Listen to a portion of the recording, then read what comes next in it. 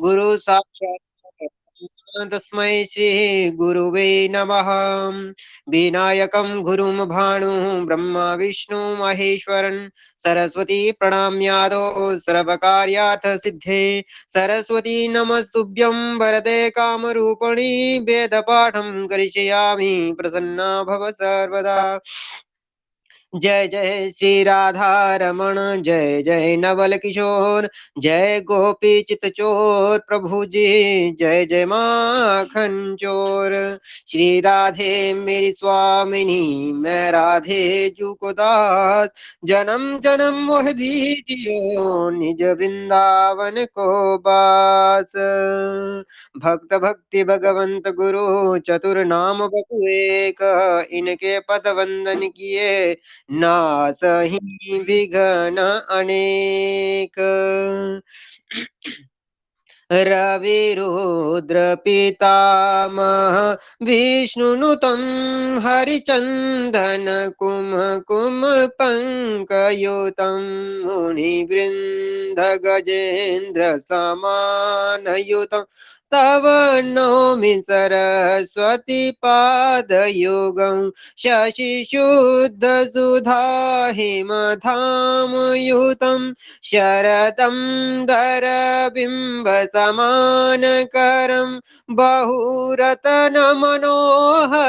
कान्तियुतं तव नौमि सरस्वती पादयुगं कनकाभज विभूषित भूतिपवं भवभाव विभावित भिन्न प्रभु चेत समाहित साधुपदं तव नौमि सरस्वती पादयुगम्।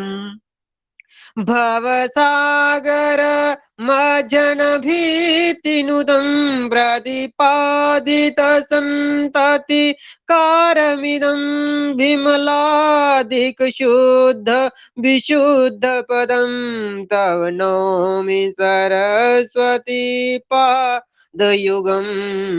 मतिहीन जनाश्रय पारमिदं सकलागम भाषित भिन्न पदं परिपूरित विश्वमनेक भवं तव नौमि सरस्वती पादयुगम्।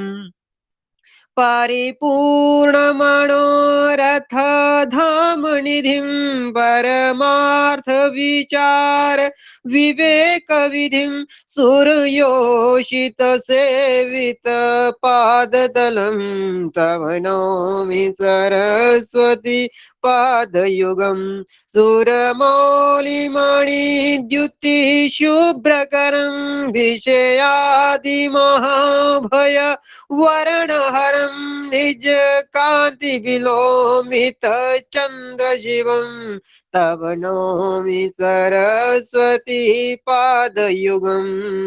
गुणनेक कुलस्थिति भीति पदं गुण गौरव गर्वित सत्यपदं कमलोदर कोमल पादतलं तव नौमि सरस्वती पादयुगं तव नौमि सरस्वती पादयुगम्। सर्वेभ्यो नमो नमः। हर हर महादेव। श्री गुरु चरण कमलेभ्यो नमः। प्रणाम गुरु जी, साष्टांग दंडवत।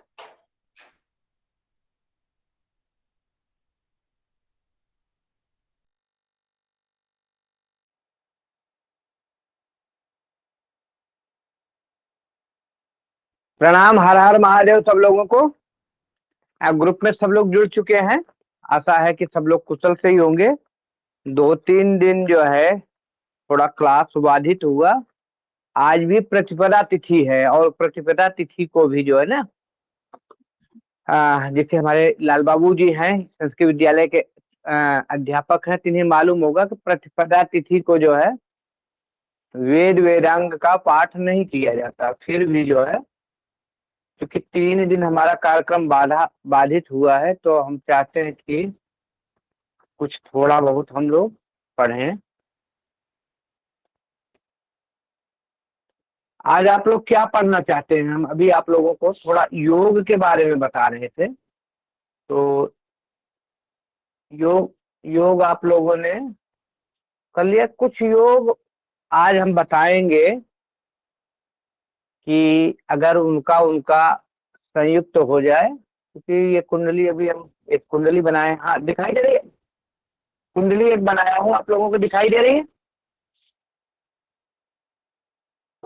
जी एक गुरुजी। कुंडली, हाँ, एक कुंडली मैंने बनाया है, क्योंकि आज है क्या कि मैं जो है थोड़ा घर पे आया हूँ और गंगा स्नान हेतु प्रयागराज गए थे, तो थोड़ा सा आ, असुविधा हुई, क्योंकि हम अभी अभी आए ही घर पे और तुरंत कार्यक्रम शुरू हुआ, तो हमने जो है व्यवस्था नहीं बना पाए। फिर भी जैसा भी है थोड़ा सा हम लोग पढ़ते हैं। देखो, कल हमने कुछ योगों के बारे में बताया था। बहुत सारे जन्म कुंडली में बहुत सारे योग होते हैं। इंद्र योग गुरुजी। होता है, मालव योग, मेन मेन योग। जी हाँ, सुरेंद्र जी बोले। सुरेंद्र जी कोई बोलना चाहते थे, बोले। जी गुरुजी, पूरी कुंडली नहीं दिख रही है गुरुजी, आधी दिख रही है।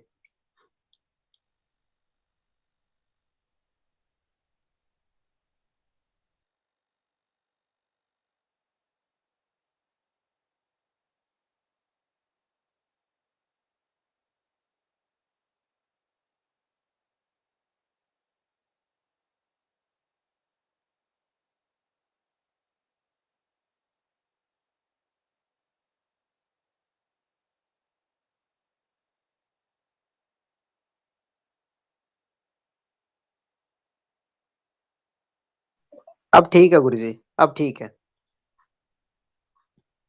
और माइक म्यूट है गुरुजी आपकी। अब ठीक है? अब ठीक है जी गुरुजी। सुरेंद्र जी? हाँ, देखेंगे थोड़ा सा। चलिए, है क्या, आज ये अभी आया तो पेपर पे कुंडली बना लिया हूँ। और इसे आप लोग जानते, अगर हम धन नाश योग कब होता है, धन जो है नष्ट कब होता है, जैसे ये वृष लग्न की कुंडली है, नहीं, मेष लग्न की कुंडली है। मेष लग्न की कुंडली सबको दिखाई दे रही है? इसमें ये, अगर हम इसको माने काल पुरुष की कुंडली, काल पुरुष की कुंडली है मेष लग्न की। और इसमें जो है धन भाव के स्वामी,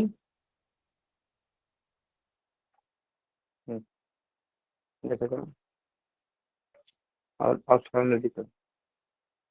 नहीं दिखाई दे रही, और आगे करो। चलो ठीक। देखो, धन भाव का स्वामी, धन भाव यही भाव है कुंडली का। मेन भाव ये लग्न है, ये धन भाव है। अब हम देखते हैं कि धन भाव, धन हानि का योग कब होता है जन्म कुंडली में। और ये क्या है, ऋण रोग शत्रु का भाव, छठा घर है, ये 8 नंबर आप देख रहे हैं, ये 8वां घर है। अब धन हानि कब होता है? जब धनेश, देखिए कुंडली दिखाई दे रही है आप लोगों को? 2 नंबर की गिनती, जब धनेश, धनेश मतलब धनेश कौन, जहां 2 नंबर की गिनती है शुक्र।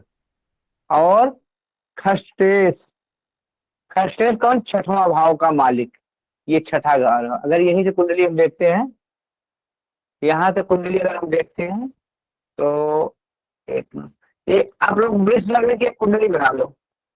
मेरे को कैसे करें, बढ़िया दिखाए, कैमरा इधर कर लेते हैं। फिर अगर हम एक वृषभ लग्न की कुंडली बना लिया जाए, जी गुरुदेव, तो बना ही वृषभ लेते हैं लग्न, हम लोग। हाँ, मेष लग्न की बना, मेष लग्न की बना लो कुंडली। मेष लग्न की कुंडली बना लीजिए। और तो धनेश से अगर छठे भाव के स्वामी की युत हो, मतलब छठे, अगर मेष लग्न की कुंडली है तो छठे भाव का स्वामी कौन होंगे, बुध। और धन भाव के स्वामी कौन है? धन भाव के स्वामी है शुक्र शुक्र होंगे। शुक्र। अगर शुक्र और बुध की युति हो या छठे भाव का स्वामी, छठे भाव का स्वामी जो है धन भाव में बैठा हो या धन भाव का स्वामी छठे भाव में बैठा है, तो ऐसी स्थिति में धन नाश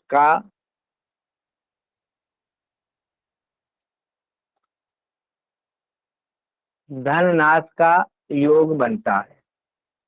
ठीक है, कब बनता है?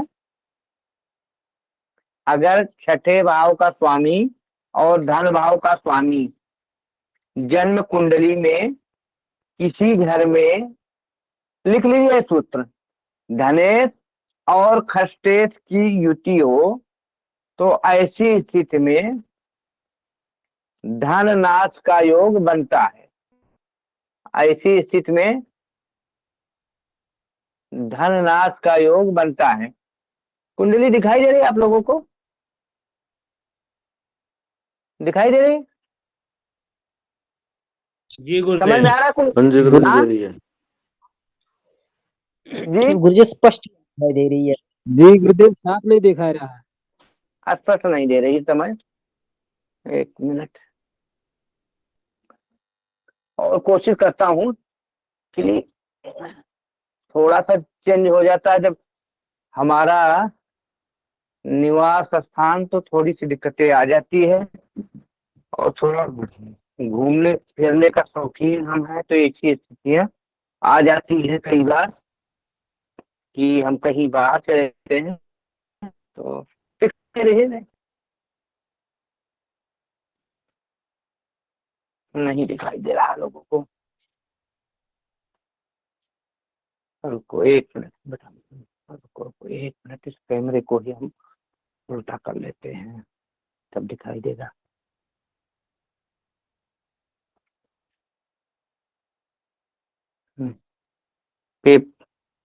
ऐसा करो, सुनो सुनो, पेपर पेपर इस पे रखो, इसको थोड़ा स्टैंड ऊपर करो, स्टैंड ऊपर, चलो लाओ लाओ जल्दी लाओ।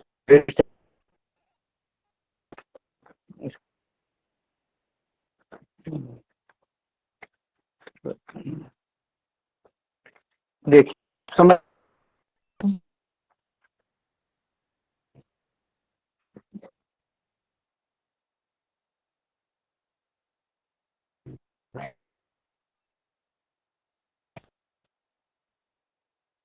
दिखाई दे रहा है? कुंडली दिखाई दे रही है? नहीं गुरुजी। नहीं समझ में आ रहा। अब जी गुरुजी।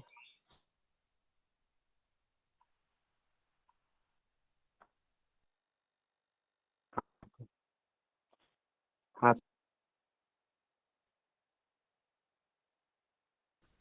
गुरुजी फोन की ही छाया के ऊपर पड़ रही है, जिसके कारण नहीं दिखाई दे रहा, बिल्कुल काला हो गुरु रहा जी था। इसको व्हाट्सएप या पे तो सेंड कर दीजिए, मैं अब इसे तो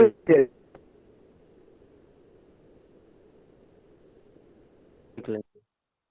चलो अब हमारे पे send-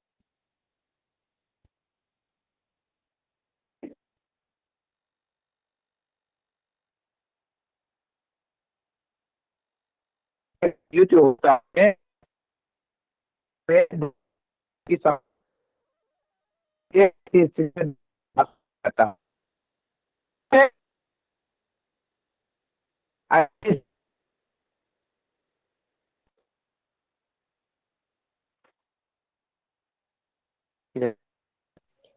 गुरुजी आवाज स्पष्ट नहीं आ रही है।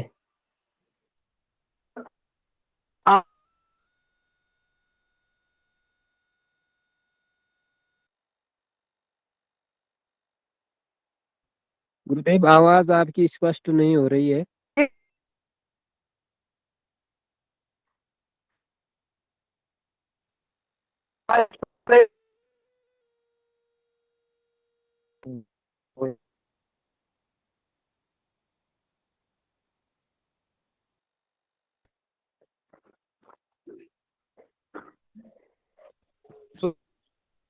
जी गुरु जी आवाज स्पष्ट है नहीं आ रही है, बिल्कुल भी नहीं आ रही।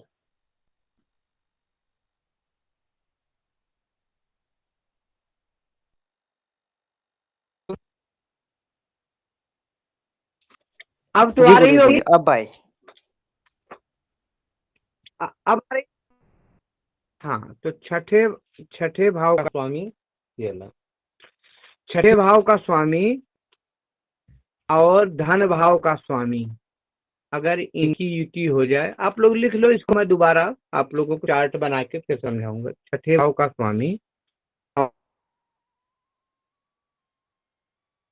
की अगर युति हो जाए तो ऐसे हो जाते हैं।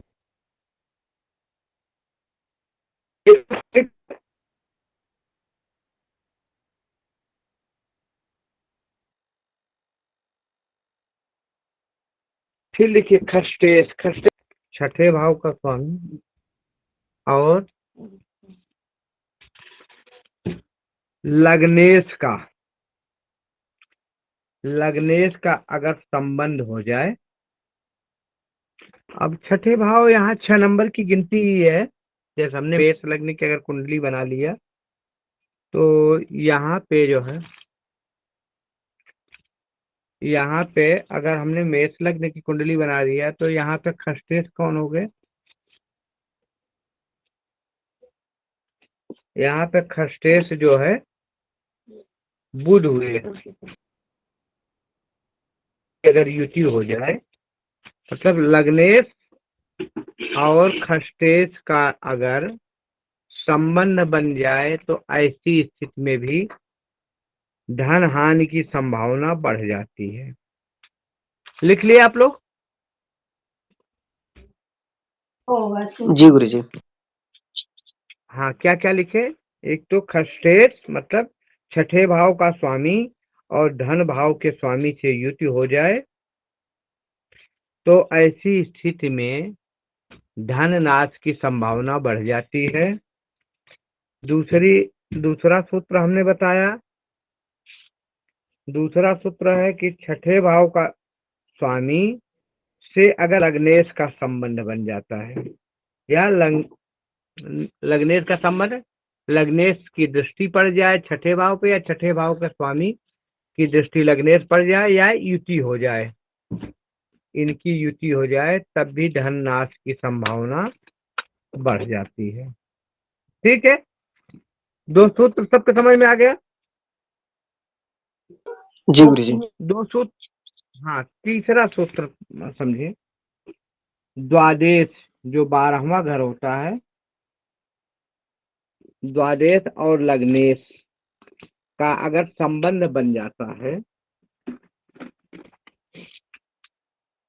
द्वादेश और लग्नेश का संबंध बन जाता है, स्थिति में जातक को धन कमाने में बहुत ही मेहनत करना पड़ता है। कब? व्यक्ति के स्वामी से लग्न के स्वामी से मतलब तो कालिया जातक, ऐसी स्थिति में गुरु जी जातक को तो खराब हो गई। जी, अब सही है सुरेंद्र जी? अब सही है? जी गुरु जी अब ठीक है। नेटवर्क गुरु जी नेटवर्क में दिक्कत है, नेटवर्क थोड़ा आता जाता है आजकल, पता नहीं क्या हो गया जियो में। पहले बहुत बढ़िया यहाँ चलता था, पिछली बार आए थे तो हमें खेतों पे जाके क्लास को लेना पड़ता था ठंडी के महीने में। तो पता नहीं क्या हो गया आजकल, थोड़ा जो दिक्कतें चल रही है जियो में। तो द्वादश भाव के स्वामी और लग्नेश का अगर संबंध मतलब व्यय भाव के स्वामी और लग्न का संबंध बन जाए तो ऐसी स्थिति में जातक को धन कमाने में बहुत ज्यादा मेहनत करना पड़ता है। द्वादश और लग्न भाव के स्वामी अष्टम में अगर बैठ जाएं, लग्न भाव के स्वामी अगर अष्टम में बैठ जाते हैं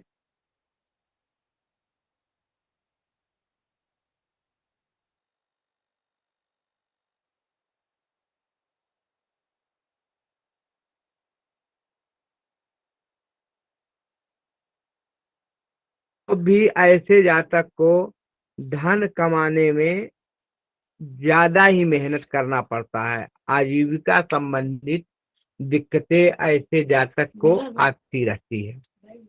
ठीक है, 4 सूत्र बताए, चारों सूत्र आप लोग लिख लिए।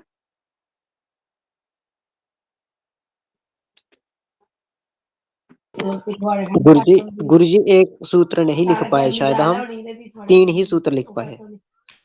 चौथा सूत्र देखो, एक दो तो हमने बताया। छठे भाव का स्वामी लग्नेश से युत हो जाए तो धनहानि की संभावना होती है। दूसरा सूत्र बताए, छठे भाव के स्वामी से और धनेश का संबंध बन जाए। कैसे? युत हो जाए धनेश और छठे भाव के स्वामी की युति हो जाए, तब धनहानि की संभावना होती है। ठीक है, छठे भाव के स्वामी और लग्नेश के संबंध बन जाए तब भी धनहानि की स्थिति बनती है। ठीक है, जी 12वें भाव के स्वामी, 12वें भाव के स्वामी और लग्नेश की अगर जो है 12वें भाव का स्वामी लग्न में बैठ जाए या लग्न का स्वामी 12वें भाव में बैठ जाए तो ऐसे जातक को धन कमाने में बहुत ही मेहनत करना पड़ता, बहुत ही परेशानी आती है। या धन भाव का स्वामी और द्वादश भाव से, धन भाव के स्वामी से द्वादश भाव का संबंध बन जाए, युति हो जाए द्वादश से, या धन भाव का स्वामी द्वादश में बैठ जाए। अभी तो लग्नेश बताया था ना, अब धन भाव का स्वामी द्वादश में बैठ जाए, या द्वादश का स्वामी जो है धन भाव में बैठ जाए, तब भी जातक को धन कमाने में दिक्कतें आती है या धन हानि की संभावना बढ़ जाती है। समझ गए? जी गुरुजी।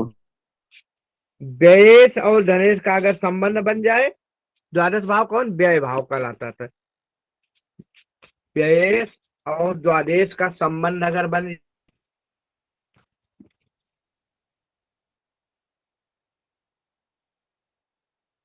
अगर दिख जाए तो बढ़िया से बढ़िया दिखाई दे रहा है। थोड़ा सा कुंडली,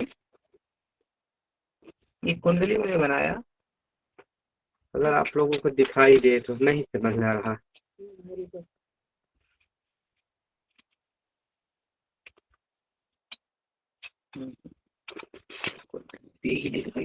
समझ में आ रहा है?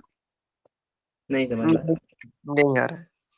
चलो रहने दो, बिना कुंडली के खींचते हैं। फिर कुंडली से होता है ना, तो मैं एक बार आप लोगों को थोड़ा थोड़ा करके दिखाई देता।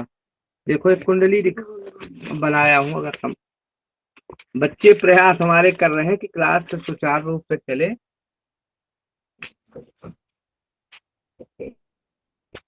चलो जगह की थोड़ा, तो हम द्वादश अब पे ठीक है भी गुरुजी, हमारे, अब ठीक है। अब ठीक है। एक पेन दो बेटा, गुरुजी एक पेन दो। देखो देखो अभी जो हमने सूत्र बताया, ये है हमारा छठा भाव, ये है दोनों स्वामी की, शुक्र की और बुध की युद्ध हो जाए, तब भी धन हानि या धन नाश की संभावना बढ़ जाती है। ये है लग्न, लग्न की हो जाए।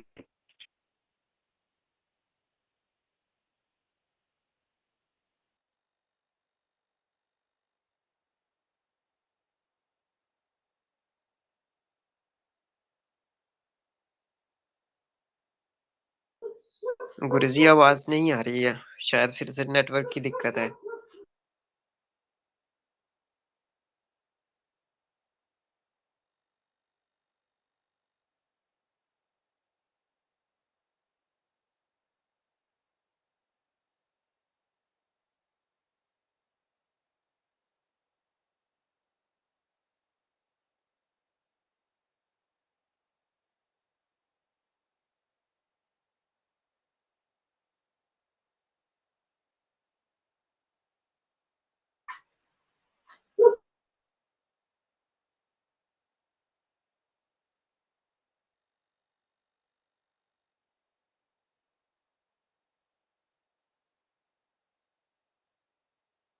जी आवाज आ रही?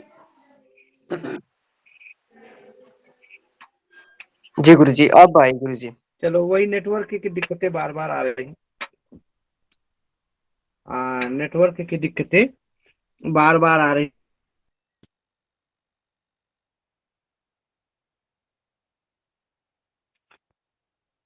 लग रहा है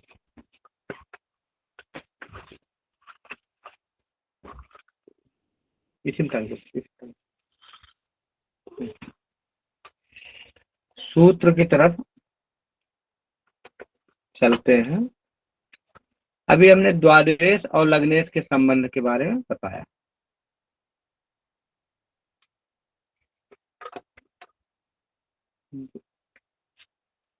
द्वादेश और लग्नेश है तब भी धन की संभावना बढ़ती है।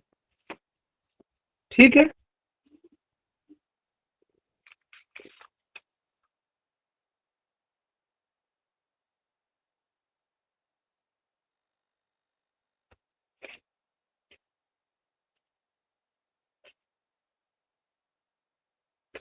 व्ययेश और पंचमेश का संबंध बन जाए।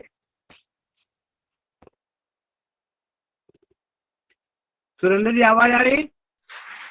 गुरुजी सिर्फ इतना ही सुनाई दिया कि द्वादशेश और पंचमेश का संबंध हो जाए बस। व्ययेश, हाँ, द्वादश भाव का संबंध और पंचम भाव का संबंध होता है, तो जो लॉटरी सट्टा इत्यादि से धन आता है, अगर संबंध बन जाए तब भी धन हानि की संभावना बढ़ती है।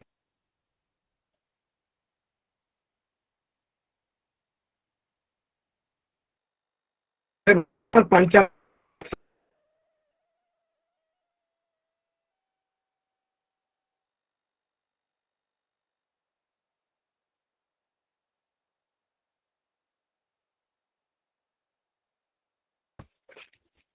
सुख का भाव ये है, चौथा घर और छठे भाव का संबंध बन जाए, चौथे या छठे भाव का संबंध बन जाए, तब भी ऐसे जातक के जो है, एक तो माता से जो है, माता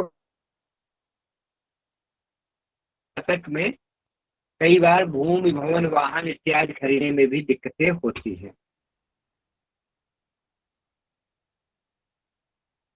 और छठे भाव का संबंध बन जाए। ठीक है। सुखेश कौन? चौथे भाव के स्वामी से संबंध बन जाए, यह चौथे भाव वाला ग्रह तो ग्रहों में संबंध बन जाए, तब ये दिक्कतें आती।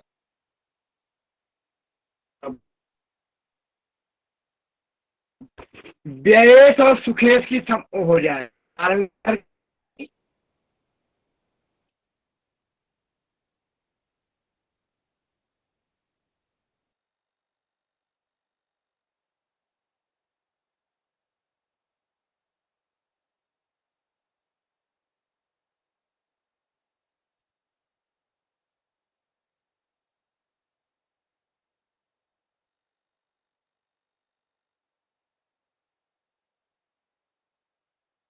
है।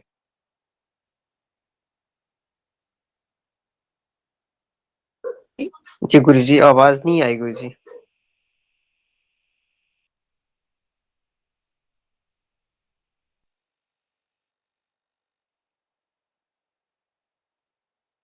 स्वामी और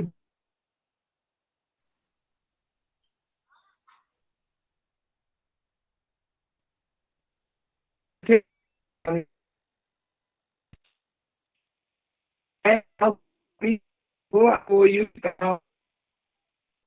लग्न में हो,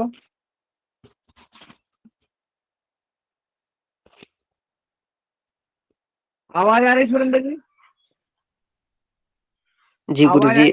पहले नहीं आ रही थी, अब आई गुरुजी। हाँ, देखो, छठे भाव के स्वामी और व्यय भाव के स्वामी की युति हो, अगर ये व्यय भाव का स्वामी छठे भाव में आ गया तब तो जो है विपरीत राजयोग बनेगा, तब तो बढ़िया होगा, या इस घर का स्वामी इस घर में बैठ गया तब भी ठीक होगा।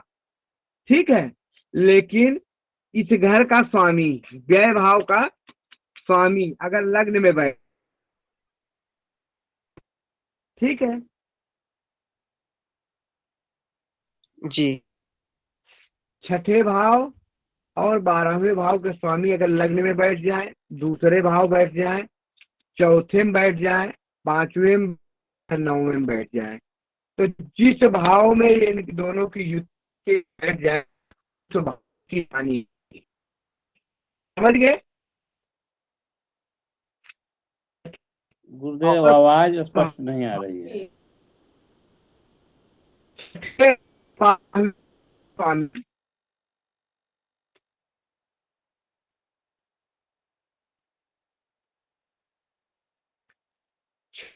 और 8वें भाव के स्वामी,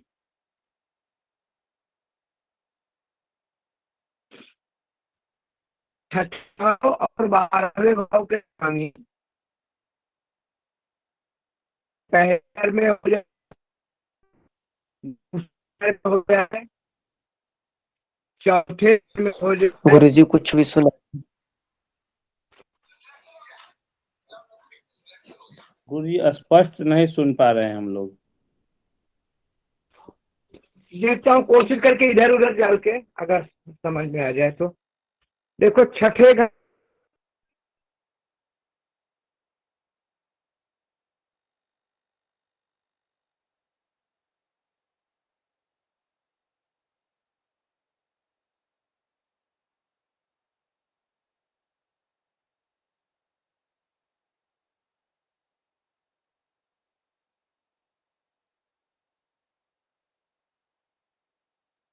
वीडियो बंद करके मैं करके देखता हूँ बेटा।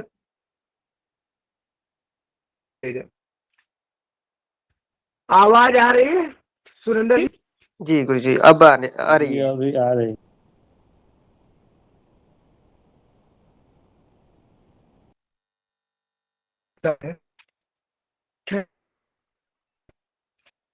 और बनता है कहाँ और 12वें भाव में, तो ऐसी स्थिति में विपरीत राजयोग बनता है। ऐसी स्थिति में विपरीत राजयोग बनता है जो धन के लिए बढ़िया होता है। लेकिन अगर छठे भाव के स्वामी और 12वें भाव के स्वामी की युति हो जाए, कहाँ हो जाए? लग्न में। लग्न में हो जाए, दूसरे घर में हो जाए, चौथे घर में हो जाए, पांचवें घर में हो, या 9वां घर भाग्य भाव में, अगर इनकी युति इन घरों में हो जाती तो जिस घर में इनकी युति होती है उस घर की हानि होती है। आवाज सुनाई दे सुरेंद्र जी? जी गुरु जी जी अब सुनाई गुरुदेव दे। आ रही है। अरे गुरुदेव आ रही है। हाँ, जैसे व्ययेश और खष्टेश की युति अगर जो है सुख भाव में हो जाए तो ऐसी स्थिति में जातक के लिए भूमि भवन वाहन, घर बनाने में दिक्कत होगी, भूमि खरीदने में दिक्कत होगी, मकान खरीदने में दिक्कत होगी, वाहन खरीदने में दिक्कत होगी। यही युति अगर धन भाव में हो जाए तो ऐसे जातक की जो है धन संबंधी मामले में धन एकत्रित होने में दिक्कत होगी। धन अगर एकत्रित हो भी गया, धन किसी प्रकार से एकत्रित हो भी गया तो धन की बचत में दिक्कत होगी, पैतृक संपत्ति मिलने में दिक्कत होती है। ऐसे जातक के संपत्ति का भी विवाद ज्यादा होता है, संपत्ति से संबंधित विवाद ज्यादा होता है। यही युति अगर तो ऐसे जातक को संतान प्राप्ति में दिक्कत होती है।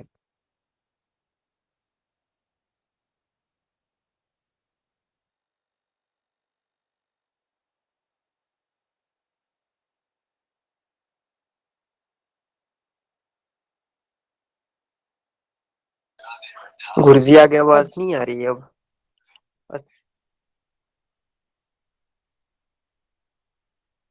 अब तुम्हें आवाज नहीं है, मैंने फोन को डिस्कनेक्ट कर दिया, अब आवाज आ रही है। जी गुरुजी अब आ रही है। हाँ, अगर यही युति खष्टेश और व्ययेश की युति पंचम भाव में हो जाए तो ऐसे जातक के संतान प्राप्ति में दिक्कतें, किसी भी प्रकार से अगर संतान प्राप्त हो भी जाती है तो संतान के सुख में दिक्कत, ऐसे जातक के पेट में समस्या, क्योंकि पंचम भाव से पेट का भी विचार करते हैं, तो ऐसे जातक में पेट में समस्या, पेट में समस्या, पंचम भाव से हम प्यार लब का भी विचार करते हैं, तो ऐसे जातक में प्यार नहीं टिकता। ऐसे जातक के प्यार तो होता है लेकिन प्यार टिकता नहीं, प्यार में मतभेद हो जाता है, पेट में दिक्कत। पंचम भाव से हम लॉटरी, सट्टा इत्यादि का भी विचार करते हैं, तो ऐसे जातक के साथ लॉटरी, धन संपत्ति प्राप्त में भी दिक्कतें आती हैं। नवम भाव से अगर यही युति खष्टेश और व्ययेश की युति जाके भाग्य भाव में हो जाए, भाग्य भाव नवम भाव, नवम भाव में हो जाए तो ऐसे जातक धार्मिक नहीं होता, अधर्मी होता है, अधर्म करेगा, पिता के साथ मतभेद होगा, ऐसे जातक के पिता के साथ मतभेद होगा और उसकी भाग्य भी साथ नहीं देगी। ऐसे जातक को किसी भी चीज को प्राप्त करने के लिए बहुत मेहनत करना पड़ता है और उनकी भाग्य साथ नहीं देती। ठीक है,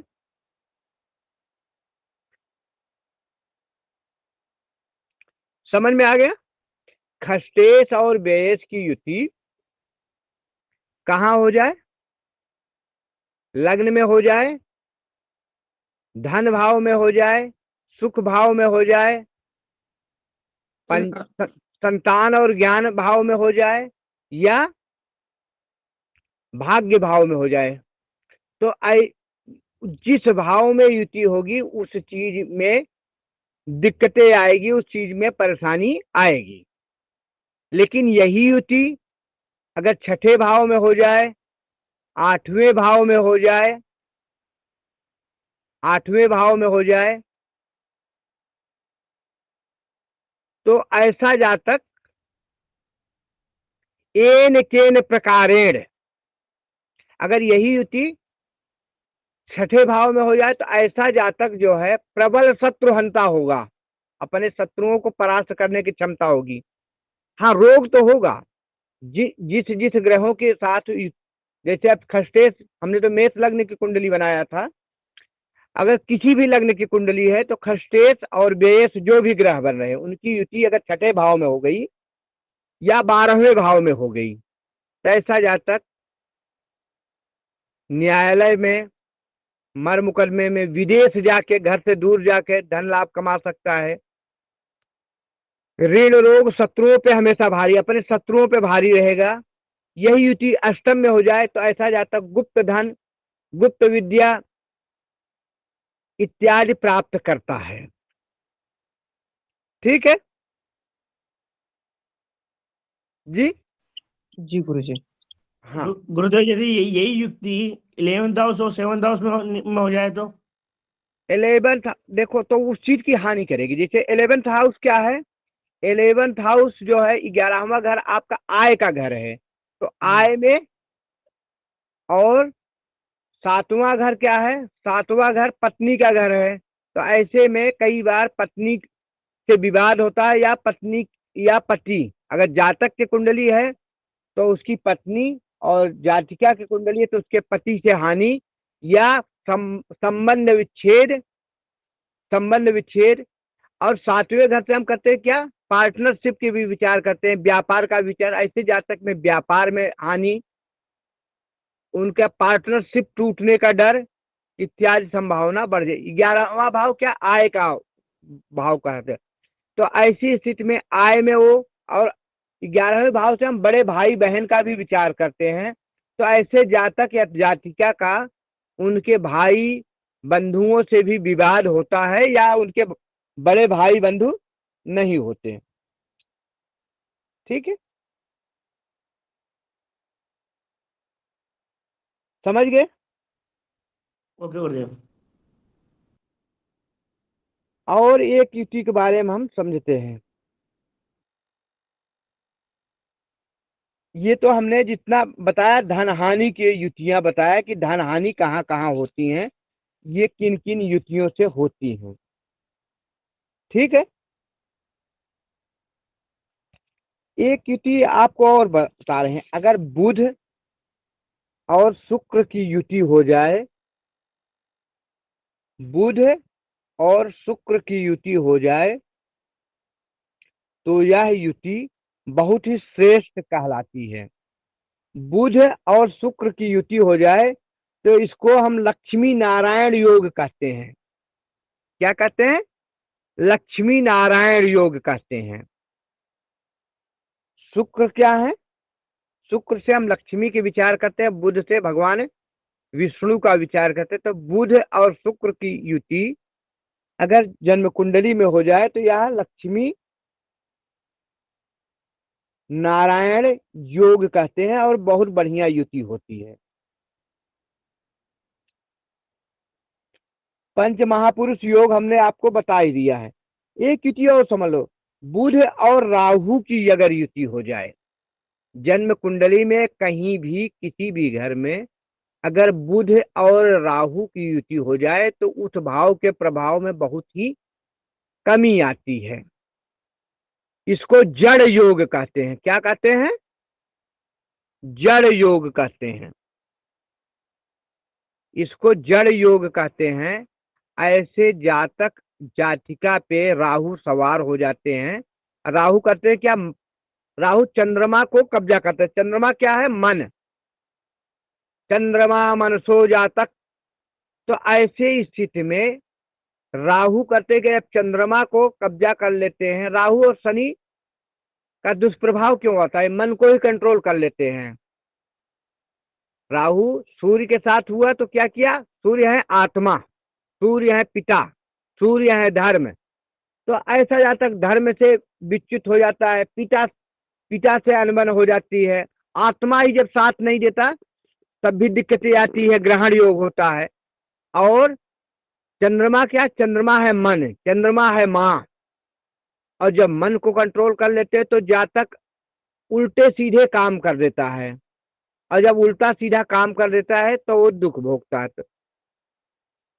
तो ये करते क्या, सबसे पहले मन को ही कंट्रोल करते हैं। अब यहाँ क्या, ये बुद्धि को कंट्रोल कर।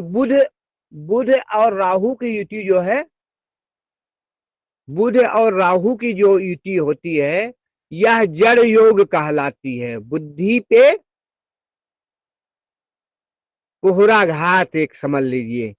बुद्धि पे अगर राहु की छाया हो जाए, जबकि दोनों मित्र ग्रह हैं, बुध की राहु की बनती है, बुध और राहु में मित्रता है, फिर भी अगर यह युति हो जाती है तो यह जो जड़ योग कहलाता है। और जिस भाव में यह युति होती है उस चीज के प्रभाव में कमी। अगर यही युति लग्न में हो जाए तो यह ऐसा जातक जड़ बुद्धि का होता है, मोटी बुद्धि का होता है। धन भाव में स्थित हो जाए तो पैतृक संपत्ति का विनाश, अपने ऐसे कार्यों से, अपने दिमाग से ऐसा कार्य जातक कर लेता है जिसके कारण पैतृक संपत्तियों का नाश कर देता है। यही युति अगर तृतीय घर में हो जाए तो जातक ऐसा काम करेगा, पहले तो मेहनत से, पराक्रम से, जबकि राहु जो है तीसरे भाव में बड़े अच्छा पराक्रमी बना देते हैं जातक। लेकिन अब यहाँ क्या, बुध का पाके वो आलसी हो जाएगा, आलस करेगा और भाई बंधुओं से भी उसके संबंध विच्छेद होंगे। भाई जो छोटे भाई बहन होंगे उनसे भी संबंध विच्छेद, पराक्रम से भी विच्छेद। यही युति सुख भाव में हो जाए तो ऐसे जातक को वाहन खरीदने में बहुत परेशानी होगी, ऐसा जातक वाहन खरीदने में बहुत दिक्कत महसूस करेगा, ऐसा जातक घर बनाने में, मकान बनाने में अथवा मकान खरीदने में उसको दिक्कत होगी। यही युति पंचम भाव में हो जाए तो उसको ज्ञान प्राप्त में, संतान प्राप्त में भी दिक्कतें होगी, बार बार गर्भपात इत्यादि की स्थितियां बनेगी। यही युति षष्ठम भाव में हो जाए तो एक चित्त होगा, जातक मंद ऐसी बुद्धि जड़ता भर बुद्धि करेगी कि शत्रुओं पे भारी पड़ेगा, शत्रुओं पे वह भारी पड़ेगा, लेकिन उसके सामने तंत्र मंत्र संबंधित रोग, नजर टोना इत्यादि के रोग, या ऐसा रोग हो जाएगा जो पता लगा रोग कुछ है ही नहीं है और डॉक्टर रोगों की दवा दे रहे हैं।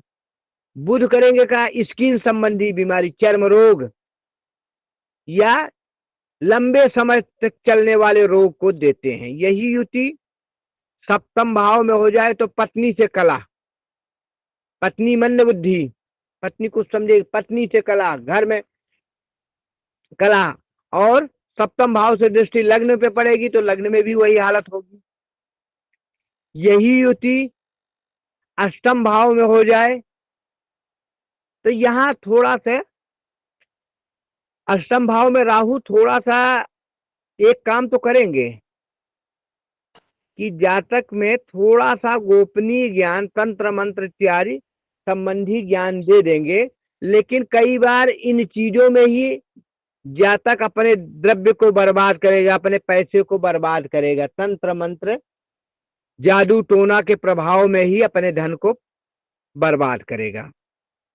यही नवम भाव में हो जाए तो भाग्य साथ कम देगी, पिता से कम बनेगा, पिता के साथ बड़े बूढ़ों से घर में कम बनेगी, धर्म से जातक धर्म से विच्छेद हो जाएगा और भाग्य कम साथ देती है।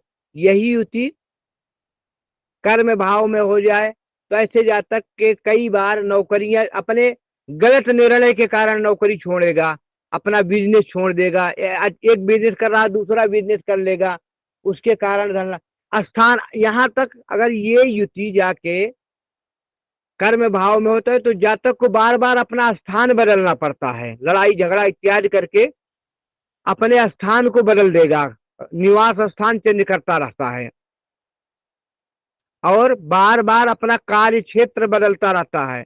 ऐसे जातक, अब क्योंकि सातवीं दृष्टि सुख भाव में पड़ती है तो घर बनाने में दिक्कत, ऐसे जातक के घर होते तो अड़ोसी पड़ोसी से भी झगड़े होते हैं, उसके घर में जादू टोना इत्यादि की भी दिक्कतें होती है। ऐसे जातक को माता का सुख नहीं मिल पाता, ऐसे जातक को माता का सुख नहीं मिल पाता, पिता से विवाद, भूमि भवन वाहन खरीदने में परेशानी, अगर वाहन भी खरीदता है तो पुराना वाहन, ऐसे जातक के घर परिवार में किसी से नहीं बन पाती। यही युति अगर आय भाव में हो तो हाँ, तो आय भाव में करेगा क्या, काम तो मूर्खता पूर्वक करेगा, लेकिन एन केन प्रकार थोड़ा सा धन लाभ प्राप्त करेगा, अपने मूर्खता जनक कार्यों से भी थोड़ा सा धन लाभ करेगा। यही युति अगर व्यय भाव में हो जाए तो ऐसे जातक ऐसा कार्य करेगा कि कई बार उसको जेल तक की यात्रा करनी पड़ जाती है या कोर्ट कचहरी इत्यादि के चक्करों में पड़ा रह जाता है। ठीक है, तो बुध और राहु की युति जो है जड़ योग कहलाती है, बुध और राहु की युति जड़ योग कहलाती है। ठीक है गुरुदेव, एक चीज पूछनी थी। पूछे गुरुदेव, जैसे ग्रहण योग तो ग्रहों के साथ भी सूर्य का बनता है, ग्रहण योग केतु के साथ भी सूर्य का बनता है, दोनों में फर्क क्या मिलेगा? कि देखो राहु करता है क्या कि जिस भाव में होता है उस चीज की चाहत, छाया है ना, छाया ग्रह है तो ये करेगा चाहत, और वो केतु करते क्या विच्छेद करा देता है, इसीलिए केतु को मोक्ष का कारक कहलाते हैं। कई बार उन चीजों से विच्छेद कराते कराते उससे आपका मन भर जाएगा, उन चीजों से आपको ये होगा कि हमें चाहिए ही नहीं। तो होता क्या, उस चीज से विच्छेद कराते कराते आदमी में संन्यास योग, इसीलिए केतु को कहते हैं कई बार संन्यास दे देता है। और राहु करता है क्या, जिस भाव में युति होती है उस चीज की ललक पैदा करती है, वो चीज आपको मिले ना, और उस चीज पे आपकी ललक, आपकी इच्छाएं भरती ही नहीं, आपकी इच्छाएं भरती नहीं। तो ये काम राहु करता है क्या, चाहत को बढ़ा देता है। और जिस चीज की मान लो चाहत, आपको भूख लगी और भोजन की चाहत हो जाए, भोजन की चाहत, अब भोजन की चाहत के कारण भूख लगी है, आप येन केन प्रकार चोरी करना, बदमाशी करना, मतलब हर एक उपाय अपनाएंगे लेकिन वो भोजन नहीं प्राप्त करता। राहु ये करता है। केतु करता है क्या, अच्छा इसीलिए कई बार राहु करता है क्या कि एकाएक प्रभाव से कुछ न कुछ दे देता है, क्योंकि जब आपकी चाहत उसी पे हो जाएगी, लग्न उसी पे हो जाएगा, आपकी हर समय चेष्टा उसी चीज पे होगी, ऐसी स्थिति में जो है आदमी को एकाएक कुछ न कुछ मिल जाता है। लेकिन केतु से उन चीजों का विच्छेद करा देता है, हमेशा के लिए आपका विच्छेद करा देता है। तो यही राहु और केतु में अंतर है। दोनों छाया ग्रह हैं, ठीक है, दोनों छाया ग्रह हैं, और दोनों का अच्छा होता क्या है, जहां राहु होता है उसके 7वें भाव पे ही केतु होता है, जहां केतु होता है वहां उसके 7वें भाव पे राहु होता है। तो राहु और केतु, अब राहु की दृष्टि पड़ती है तो उधर तो ललक बढ़ाएगा, चीज चाहिए, और उधर केतु छोड़ रहा है, इसीलिए कई बार संन्यास योग का वो हो जाता है। ठीक है, समझ गए? ठीक गुरुदेव। अच्छा, राहु केतु हैं क्या, जैसा कि हमने बताया छाया ग्रह हैं, ठीक है, ये छाया ग्रह हैं, इनका जहां भी वो होता है उन चीजों पे इतनी ललक, अच्छा एकाएक अगर कोई चीज ये दिला भी देते हैं ना तो एकाएक ले भी लेते हैं, इनकी चीजें ज्यादातर टिकाऊ नहीं होती, इनकी चीजें, इनका दिया हुआ, कई बार लॉटरी सट्टा से लोग अच्छा धन लाभ कमा लेते हैं, लेकिन वो गलत काम करके उस धन को बर्बाद कर लेते हैं।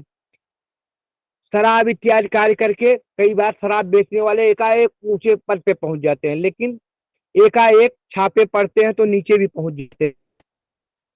तो ये चीजें आती हैं राहु केतु से। टाइम क्या हो गए? टाइम 9:17 गुरुदेव। 9:17 हो गया, 9:17 तो सवा 9।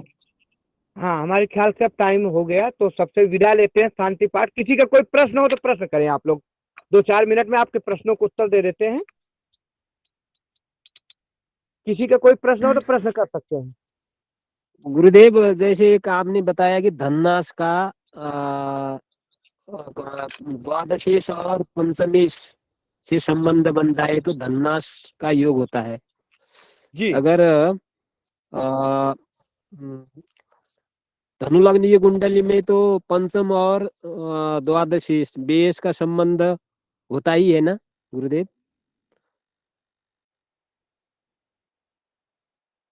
आवाज सुनाई नहीं पड़ा शायद। हम बताएं, हेलो, फिर से बताएं। जैसा कि धनु लग्न की कुंडली है उसमें द्वादशीश और पंचमेश का संबंध हो तो धन्नाश होता है ना?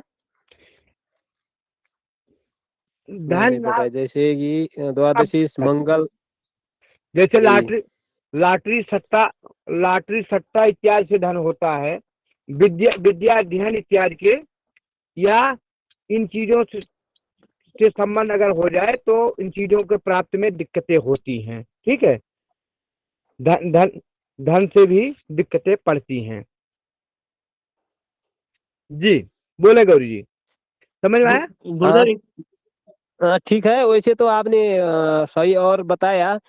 तो जैसे कि द्वादशीश है, मंगल है, अष्टम धनु लग्न है, पंचम में मेष मंगल का ही राशि पड़ रहा है, तो इसमें धन्नाश का कितना संभावना होगा? अथवा मंगल दशम में है अथवा ऐसा ही पंचम में, ठीक है, पंचम में मंगल की राशि है और द्वादश भाव में किसकी है? मंगल की वृश्चिक मंगल की भी हुआ। अब जी राशियां तो ठीक है, लेकिन इनके स्वामी कहाँ जी। हैं?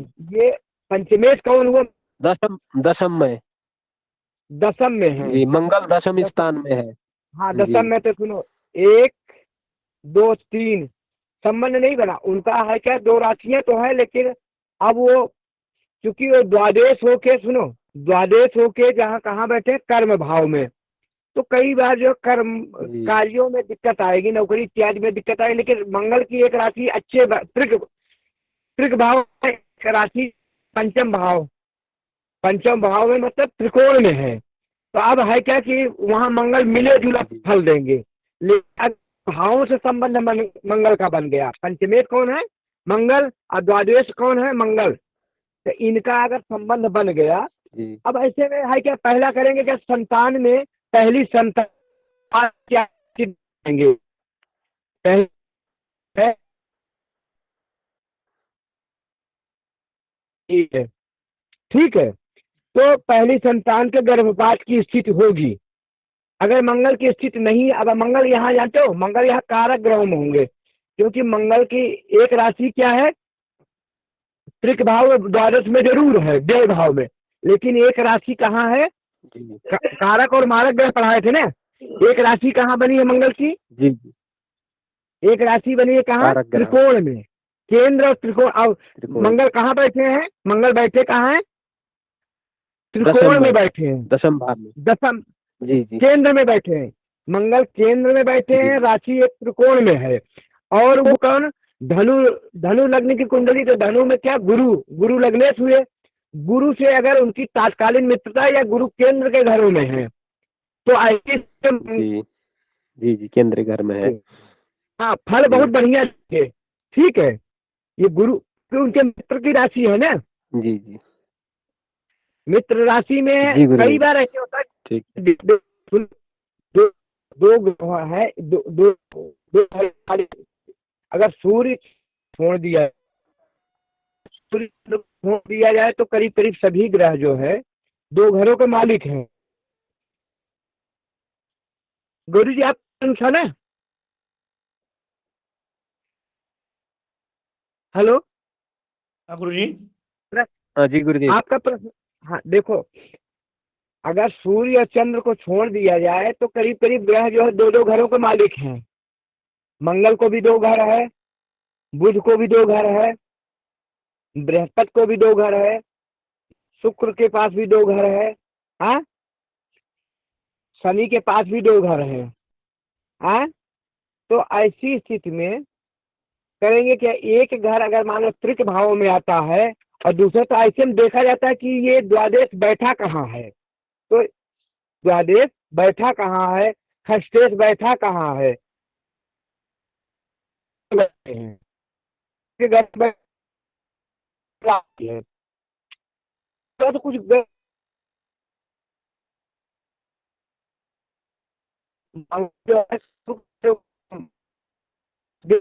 क्या बात है इसकी?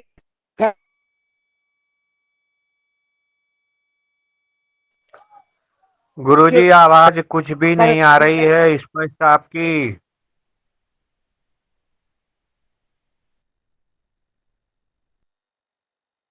आ रही आवाज?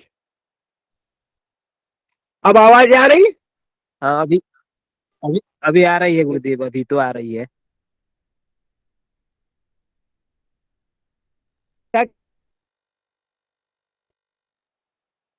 हैं दो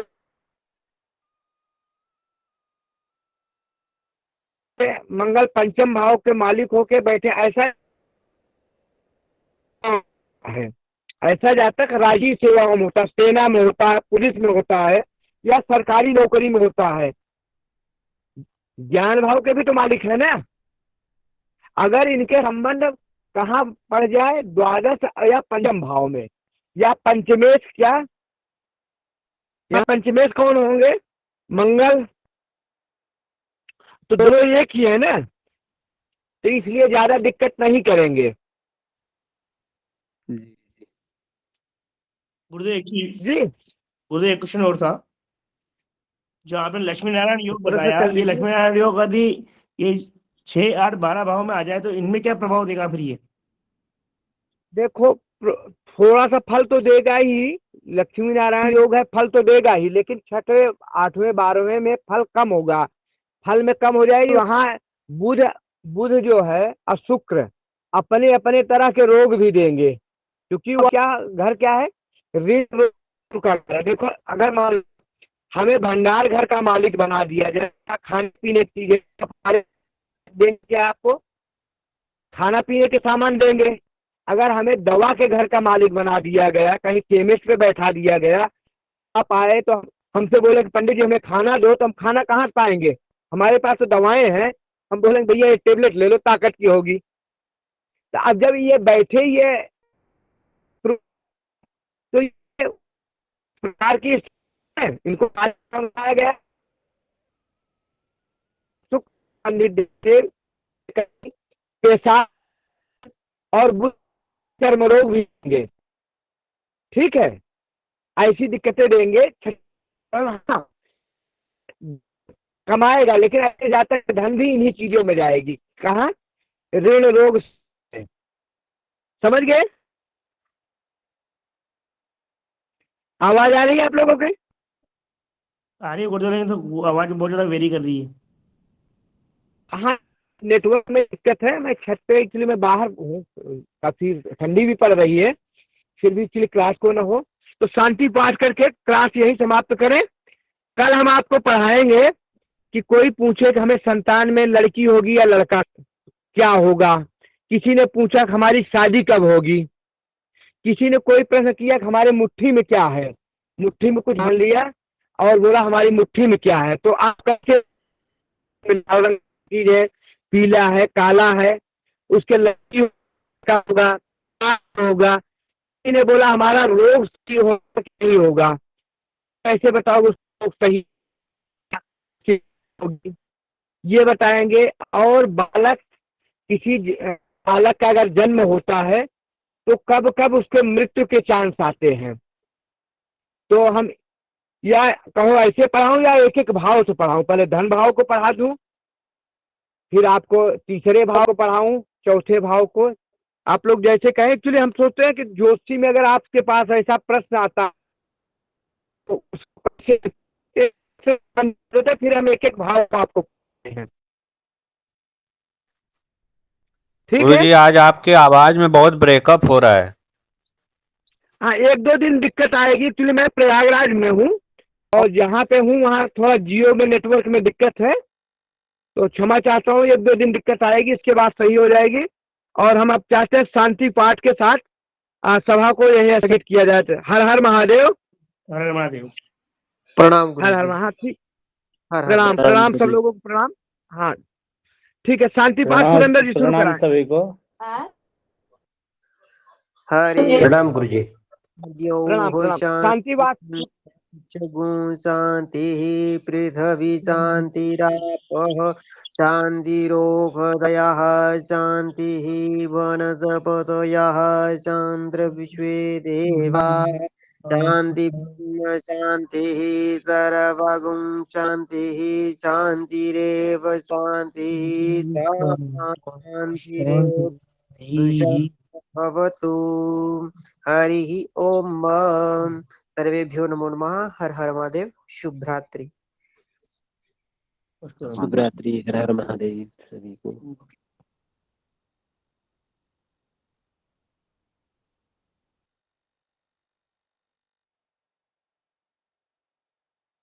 सभी को मेरा प्रणाम। शुभ रात्रि।